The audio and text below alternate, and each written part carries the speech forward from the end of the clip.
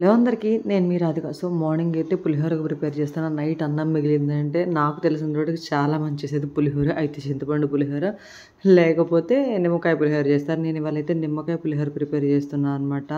కొంతమందికి ఎక్కువ పల్లీలు ఇలాంటివి వేసుకుంటే ఇష్టం. కొంతమందికేమో అసలు పల్లీలు ఇలాంటివి ఏం లేకుండా ప్లెయిన్‌గా చేసుకుంటుంటారు. జస్ట్ తాలింపు వేసేసుకొని నార్మల్‌గా నిమ్మకాయ పిండేసుకొని తింటారనమాట. అన్నీ ఏం వేయరు. నేనైతే మాత్రం పల్లీలు అన్నీ వేస్తాను. మినపప్పు, పచ్చెనగపప్పు, ఎండుమిర్చి, నార్మల్ మిర్చి, ఆవాలు, జీలకర్ర, కొంతమంది ఇంగువ కూడా వేసుకుంటారు. మనకైతే ఇంగువ అసలు అలవాట్లేదు. నాకు అసలు ఇంగువ టేస్ట్ ఎలా ఉంటుందో కూడా నిజంగా ఇప్పటి వరకు తెలీదు.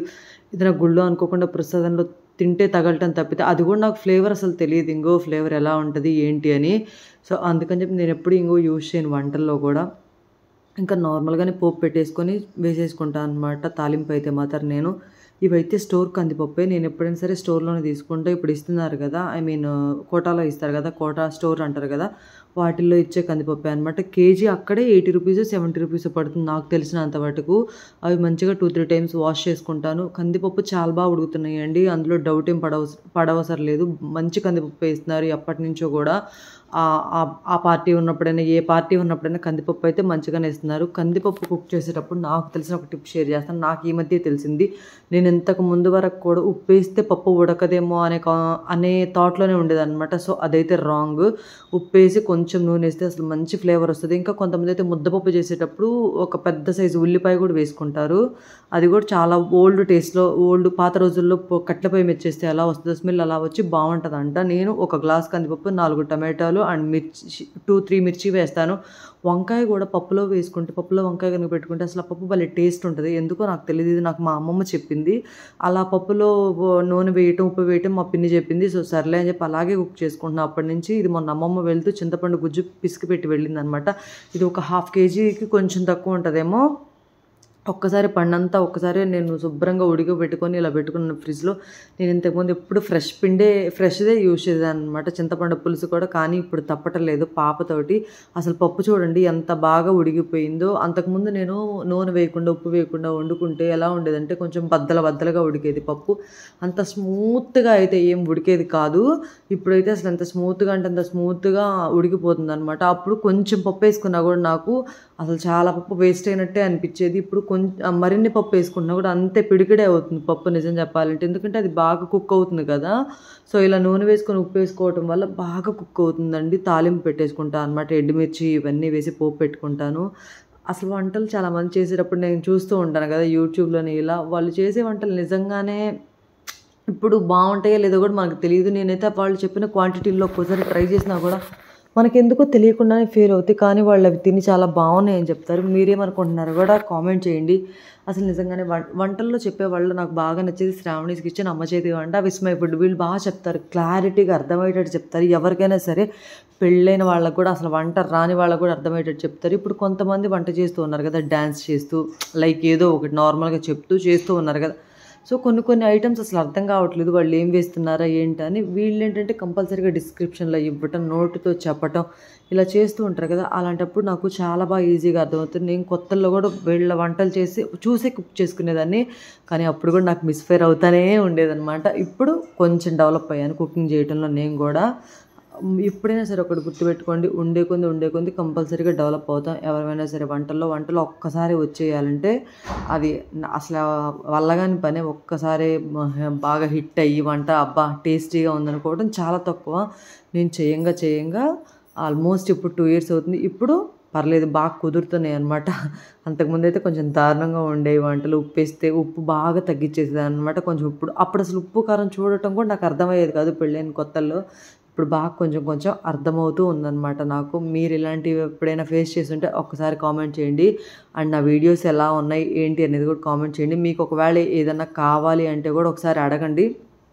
ఒకవేళ మేబీ నాకు తెలిస్తే అది జెన్యూన్ అనిపిస్తే కంపల్సరీగా మీతో షేర్ చేసుకోవడానికి చూస్తా. నేను ఈ టైంలో కూడా ఒక్కసారి ఉప్పు, కారం చూసుకుంటాను అనమాట. ఒకవేళ చాలకపోతే కొంచెం అంత ఉప్పు, కొంచెం అంత కారం వేసుకొని ఒక 2, 3 మినిట్స్ బాయిల్ చేసుకోండి సరిపోతది.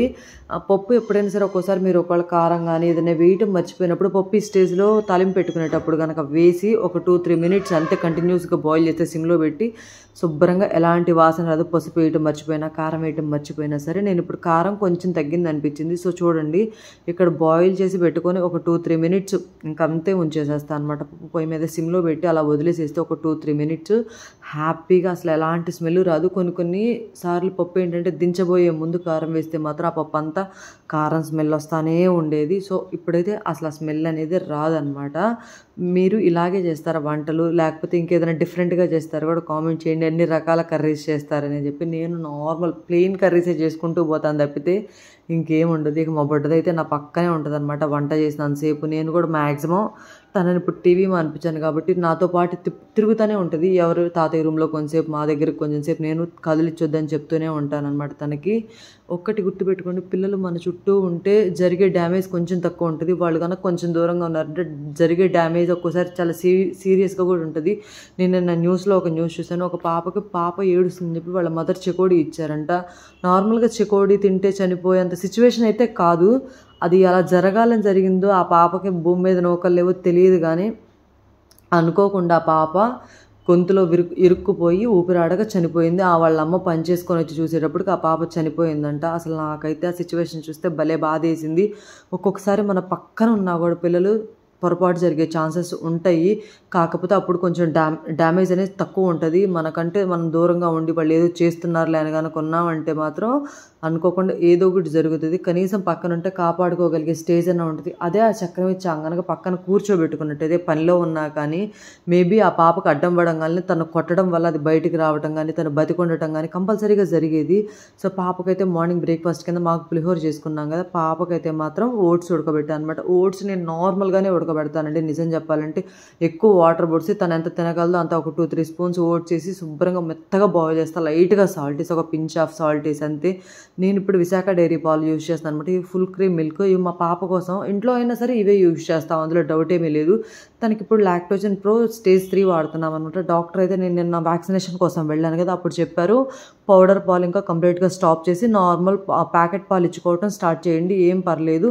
ఫస్ట్ 3 days కంటిన్యూస్గా మార్నింగ్ టైం ఒక చిన్న టీ గ్లాసులో లైట్గా బెల్లం వేసి, బెల్లంలో ఐరన్ ఉంటుందండి, అది వేసి ఒక చిన్న టీ గ్లాస్ ఇవ్వడానికి ట్రై చేయండి. తర్వాత పాప 3 days ఎలాంటి ప్రాబ్లం లేకుండా, మోషన్స్, వామిటింగ్ ఇలాంటివి ఏ ఇష్యూస్ లేకుండా పాప తాగితే అలాగే ఈవినింగ్ కూడా ఇవ్వడానికి ట్రై చేయండి. అలా ఒక 6 days ఇచ్చాక పాపకి ఎలాంటి ప్రాబ్లం అయితే హ్యాపీగా పౌడర్ పాలు ఆపేసేసి కంటిన్యూస్గా బర్రెపాలే పట్టుకోమని చెప్పారు అనమాట, ప్యాకెట్ పాలు. మీరు కూడా నా అలాగే టైము పాడు లేకుండా ఐస్ క్రీమ్స్ తింటారేమో కామెంట్ చేయండి. నాకు బాడీ లా వచ్చినా సరే ఐస్ క్రీమ్ అసలు మానుకోలేను. అది ఎందుకో నాకు తెలియదు అనమాట. అండ్ మీలో ఎవరికైనా సరే ప్యాకెట్ పాలు పట్టొచ్చా లేదా 1 year దాటిపోయిందనే డౌట్ ఉంటే ఇలాంటి బ్లాగ్స్ చూసి, ఇలాంటి ఏ న్యూ మామో చెప్పిందని చూసి మాత్రం అస్సలు ట్రై చేయొద్దు. మీరు ఒక కన్సల్ట్ డాక్టర్ని అడగండి. కొంతమంది పిల్లలకి ప్యాకెట్ పాలు పడకపోయే ఛాన్సెస్ ఉంటుంది. వాళ్ళు పాలు తాగిన వెంటనే అర్థమవుతుందంట, ఉండలుండలుగా పాలు కక్కటం ఇలా అవుతుందంట. అలాంటివి చూసి ట్రై చేయండి. నేను ఇవాళ ఫస్ట్ టైం ట్రై చేయాలి అనుకుంటున్నా, ఇంకా పట్టలేదు. తను నిద్రలేసాక, పాప ఇప్పుడు పడుకుంది, తను నిద్రలేసాక పట్టాలన్నమాట. ఒక 3 days కంటిన్యూస్గా మార్నింగ్ టైం ఇవ్వండి, కంటిన్యూస్గా నైట్ మార్నింగ్ ఒక 3 days ఇవ్వండి. అలా 6 days ఇచ్చాక ఎలాంటి ప్రాబ్లం లేకపోతేనే డాక్టర్ గారు ఫుల్గా మిల్కే పట్టమన్నారు అనమాట. అవి కూడా చొక్క నీళ్ళు కలిపే పని లేదు. పిల్లలకి నార్మల్గా ఏంటంటే ఎవరైనా చెప్పేది ఏంటంటే 1+1 కానీ 1+2 కానీ పిల్లలకి మందం చేసిద్ది అని చెప్తారు. అదైతే నాకైతే తెలియదు. ఇప్పుడైతే నాకు డాక్టర్ చెప్పిందంటే full cream milk, full fat ఉంటుంది, వాళ్ళు తాగొచ్చు, హ్యాపీగా వాళ్ళకి ఇచ్చేసేయండి అని చెప్పారనమాట.